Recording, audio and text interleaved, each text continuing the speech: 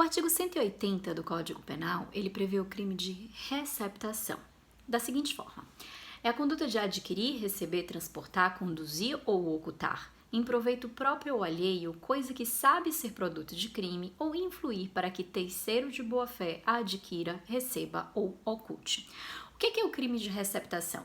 O crime de receptação, ele exige um crime precedente. Então, eu tenho um furto, eu tenho um roubo, eu tenho um estelionato, eu tenho uma coisa que é produto de crime que ela é repassada para o patrimônio de terceiro.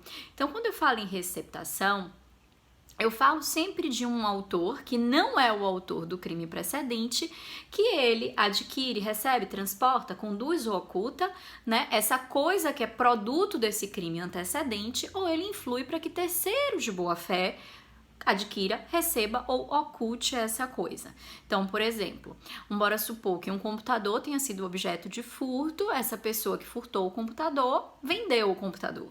Essa pessoa que comprou um computador sem caixa, de uma pessoa completamente estranha, enfim, sabendo ser produto de crime, e mesmo assim falou, poxa, pelo menos eu tô tendo uma oportunidade aqui cheia de arquivos, né? Eu tô tendo a oportunidade aqui de comprar um computador bem mais barato, enfim, ser produto de crime, não tô nem aí. Então, essa pessoa que faz a aquisição desse computador, né, sabendo que foi produto de um crime, ela comete um crime chamado de crime de receptação. Repare que meu sujeito ativo aqui, ele pode ser qualquer pessoa, à exceção do autor do crime precedente. Porque quando eu me refiro ao autor do crime precedente, eu estou me referindo a um mero exaurimento, essa conduta dele vender, dele transportar, dele conduzir essa coisa que ele já adquiriu a partir do crime dele. Né? Então, se ele furtou, é um consectário natural, né, ele vender. Ou ele ficar, ele transportar a coisa. Então, a gente não poderia dizer que ele está respondendo por mais um crime por essa conduta. Então, por isso que meu sujeito ativo do crime de receptação pode ser qualquer pessoa, à exceção do autor do crime precedente. E a vítima vai ser a mesma do crime precedente. Então, Rafaela tinha um computador que foi furtado e depois foi vendido para terceiro. Rafaela vai ser vítima do crime de furto e do crime de receptação. Exatamente por quê? Porque está se afastando mais do meu patrimônio, aquele meu computador, em decorrência desse novo crime que foi praticado pelo terceiro, pelo receptador. Com relação ao tipo objetivo, a gente percebe que existe aqui um tipo múltiplo alternativo, mas esse tipo múltiplo alternativo aqui precisa de uma cautela maior. Por que precisa de uma cautela maior? Porque quando a gente fala de tipo múltiplo alternativo, a gente fala do chamado princípio da alternatividade. Significa dizer que se você adquiriu, se você conduziu, se você recebeu, se você praticou os três tipos ao mesmo tempo, você está cometendo um crime só. Né? Isso é o princípio da alternatividade, que é natural para todos os crimes de tipo múltiplo alternativo. Por que a gente tem que prestar atenção nesse tipo penal? Porque esse tipo penal, além dele ser um tipo múltiplo alternativo, ele prevê no caput dois tipos de conduta. A chamada receptação própria, que é aquela que você adquire, você recebe, você transporta, você conduz, você oculta. E a chamada receptação imprópria, que é aquela conduta que você influi para que terceiro de boa-fé, né, adquira, receba ou oculte. Nesse caso, é possível haver concurso de crimes entre a receptação própria e a receptação imprópria. Significa dizer que se você realizou mais de uma conduta considerada como receptação própria, você vai cometer um crime único, o princípio da alternatividade. Mas, se você realizou uma conduta caracterizada como receptação própria e, além disso, uma conduta caracterizada como receptação imprópria, aí, nesse caso, você pode responder por ambos os crimes, né? Por um concurso de crimes entre a receptação própria e a receptação imprópria, nesse caso, um concurso material de crimes, porque você realizou mais de uma conduta que vai gerar mais de um resultado. É um tipo de forma livre, de todo modo, né? E a única coisa que a gente tem que olhar ainda aqui no tipo objetivo é que deve ser uma coisa que você sabe ser produto de crime. Quando a gente fala a palavra crime, a gente não tá falando em infração penal. Crime significa dizer que toda aquela coisa que foi objeto de uma contravenção penal está excluído aqui da receptação, porque quando a gente fala em infração penal, a gente fala num gênero que tem duas espécies, né? O crime e a contravenção penal. Se o legislador optou pela palavra crime, significa dizer que ele está excluindo automaticamente as coisas que foram produto de uma contravenção penal.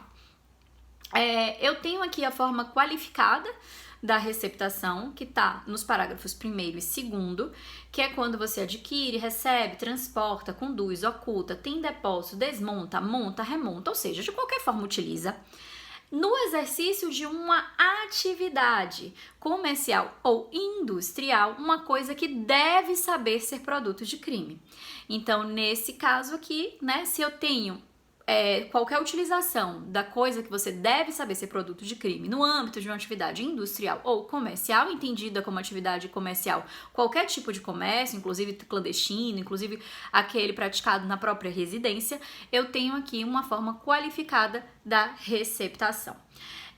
Além disso, eu tenho a chamada receptação culposa, no parágrafo 3º. E lá no parágrafo 3º, eu estou prevendo a conduta de adquirir ou receber coisa que, por sua natureza ou desproporção entre o valor e o preço, ou pela condição de quem oferece, deve presumir-se obtida por meio criminoso. Nesse caso, a gente chama a receptação de receptação culposa. Por quê? Porque há uma violação ao dever objetivo de cuidado, a coisa era presumidamente obtida por um meio criminoso e você, não analisando, né, a condição de quem oferece, a desproporção entre valor e coisa, ou seja, né, o valor de mercado versus o valor cobrado, e a condição, né, a natureza da coisa, a condição em que a coisa é apresentada, ou seja, eu tô comprando um celular novo sem caixa, sem carregador, enfim, né, a condição em que a coisa é apresentada, você acaba adquirindo aquela coisa como produto de um crime, violando um dever objetivo de cuidado. Por isso a gente tem aqui uma chamada culpa anômala, né? Uma culpa anormal. Por quê? Porque o próprio legislador indica quais são as condições que indicam uma violação a um dever de objetivo de cuidado nessa hipótese. Então, nesse caso, eu tenho a receptação culposa. Coisa mais importante que a gente precisa chamar a atenção no caso do crime de receptação é com relação ao elemento subjetivo do crime. Por quê? Porque quando o artigo 180, ele estabelece essas modalidades de receptação associadas ao que deve saber ser produto de crime, que sabe ser produto de crime, que pela sua condição de quem oferece, pela condição pela natureza, pela desproporção entre valor e coisa, deve presumir-se ser produto de crime, né? Quando ele estabelece esses termos, ele indica pra gente a possibilidade ou não de enquadramento de dolo eventual ou de dolo direto naquela situação específica. Então, na forma do caput, né, eu tenho um dolo genérico direto, porque o caput fala que sabe ser produto de crime. Então, não é que deve saber, é que sabe. Então, a modalidade do caput só admite o dolo direto. Quando a gente fala da forma qualificada, a gente já fala, né, que deve saber ser produto de crime. Então, aqui a gente já abrange tanto o dolo direto quanto o dolo eventual. Mas, quando a gente fala da modalidade culposa, a gente fala em deve presumir-se. Então, o que é que acontece aqui com o artigo 180 do Código Penal? É estranho, mas é exatamente isso que acontece. O artigo 180 do Código Penal, quando ele fala da receptação culposa, ele permite o enquadramento na receptação culposa, inclusive da situação praticada com dolo eventual. Então, se não se enquadra na forma qualificada, né? Se seria o enquadramento no caput, mas não é praticado com dolo direto, é praticado com dolo eventual, a gente enquadra essa conduta dentro da receptação culposa. Então, eu tenho dentro da receptação culposa tanto a culpa quanto o dolo eventual. Bem estranho, bem impróprio, né, diante da teoria do direito, né, da teoria jurídica do delito, mas é isso que acontece na prática, tendo em vista os termos empregados pelo legislador no artigo 180. Com relação à consumação em tentativa, a gente também tem uma diferenciação a depender da modalidade de receptação. Na receptação própria, né, que é quando o sujeito recebe, oculta, transporta, quando ele faz diretamente a conduta, a gente tem um crime material, porque ele se consuma com a entrega da coisa, né? Com essa ideia de tradição. Então, quando ele efetivamente conduz, quando ele efetivamente transporta, quando ele recebe, né? Então, a gente tem a consumação nesse momento. Mas, quando a gente fala de uma receptação imprópria, que é quando o receptador ele influi para que terceiro de boa-fé, né, receba, oculte, transporte, então nessa situação de receptação imprópria, eu já passo a ter um crime formal, em que se consuma com a mera influência, independentemente da conduta do terceiro de boa-fé. Então, o momento consumativo, ele difere a depender da modalidade de receptação. Uma outra coisa importante para a gente mencionar é com relação ao perdão judicial e a forma privilegiada, que estão previstas no parágrafo 5º do artigo 180.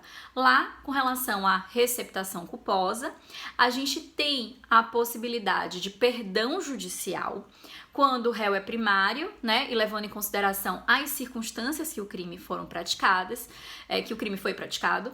E com relação à receptação dolosa, a gente tem aquela forma privilegiada que a gente já vinha vendo no furto, no estelionato, na apropriação indébita, que é quando o criminoso é primário, a coisa é de pequeno valor, né? A gente pode fazer a substituição da reclusão pela detenção, a redução da pena ou a aplicação apenas da pena de multa.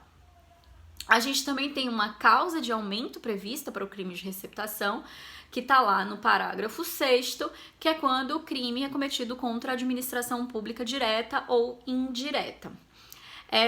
E mais uma coisinha bem importante para a gente mencionar com relação à receptação. Existe a chamada receptação em cadeia ou receptação da receptação. O que significa dizer isso? Pode ser que Rafaela ela tenha comprado um computador que tenha sido objeto de furto, que eu tenha usado esse computador e lá na frente eu tenha vendido esse computador e que outra pessoa tenha comprado. Então, quando eu tenho uma situação como essa, eu tenho Rafaela como receptadora e depois essa outra pessoa que comprou esse computador também como receptadora.